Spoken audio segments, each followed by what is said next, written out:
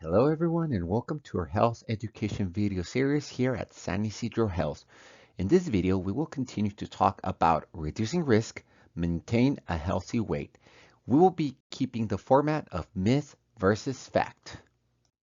The first myth that we will be covering today is one that we constantly hear during our health education sessions.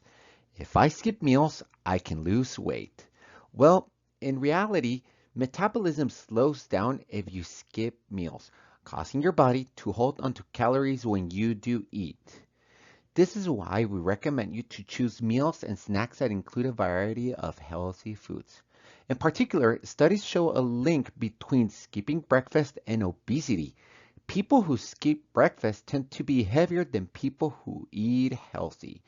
This is why we will always recommend you to choose meals and snacks that include a variety of healthy foods. For example, for breakfast, we could recommend you to have oatmeal with low-fat milk, topped with fresh berries, or eat a slice of whole wheat toast with fruit spread.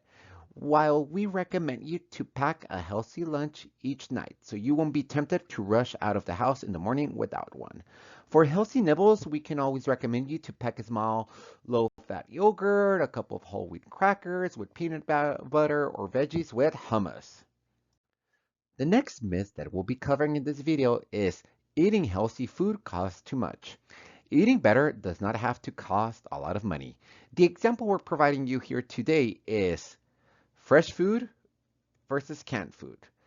So many people think that fresh foods are healthier than canned or frozen ones.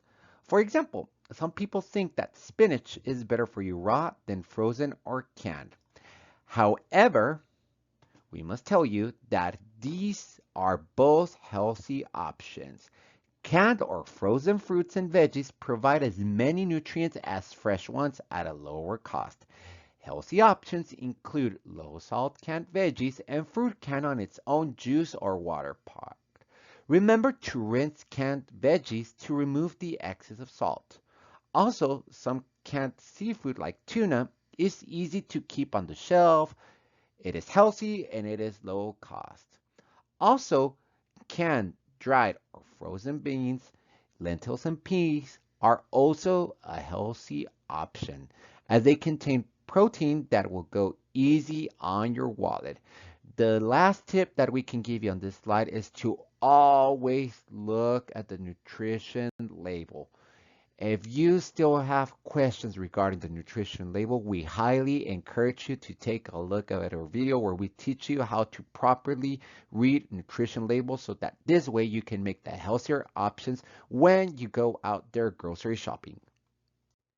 The next myth is actually one of my favorites. Lifting weights is not a good way to lose weight because it will make me bulk up. Well, in reality, lifting weights or doing activities such as push-ups and crunches on a regular basis can help you build strong muscles, which can help you burn more calories. Guidelines also suggest that adults should get an average of 150 to 300 minutes of moderately intense or vigorous aerobic activity each week.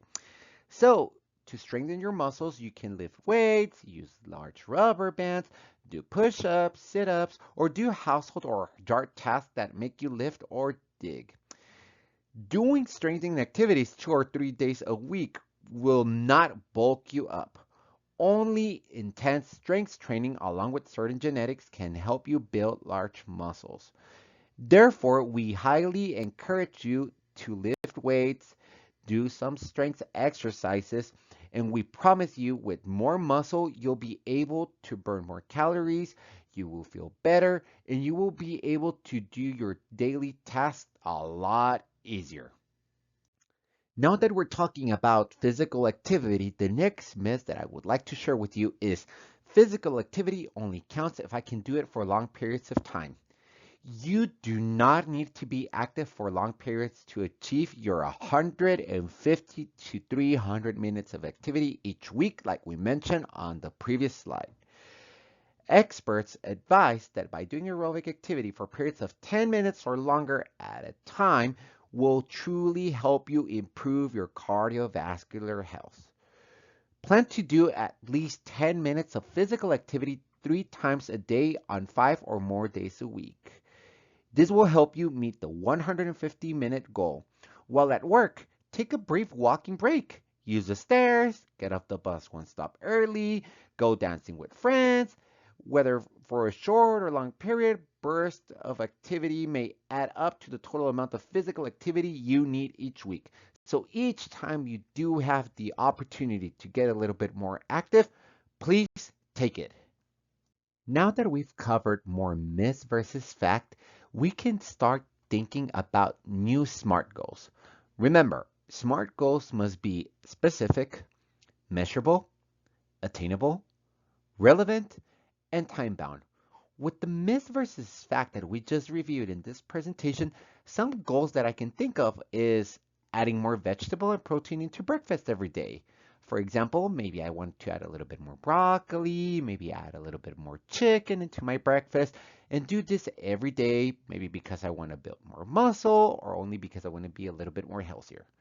Another goal that I can think of is to improve muscle by doing training with resistance bands 5 days a week in the And with this, hoping that I can achieve my goal of 150 to 300 minutes a week.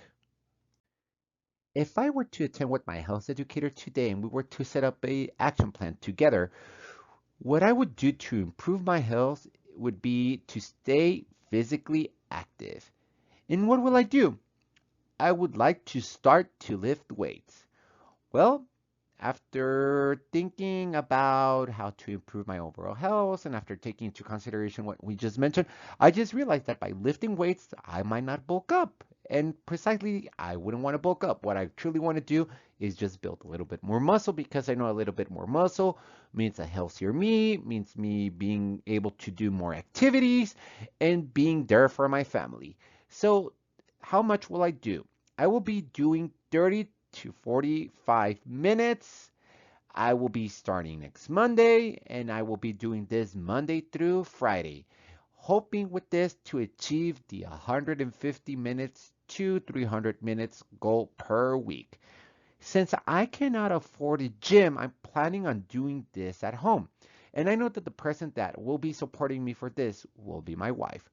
And I know that this will give us the opportunity to work out together, uh, be together for some time, and there will be many benefits coming out of this.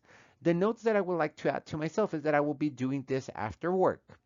My confidence level to meet this goal as of now is an 8. Maybe because it's been a little bit of time since I last worked out. Maybe I might be feeling a little bit of soreness in the first few days. So I will definitely try my best. And I'm sure that I can achieve this goal, especially with the support of my wife. But as of now, I want to give myself an 8 when it comes to confidence level. So the challenges that I can think of right now is that I currently don't have weights at home.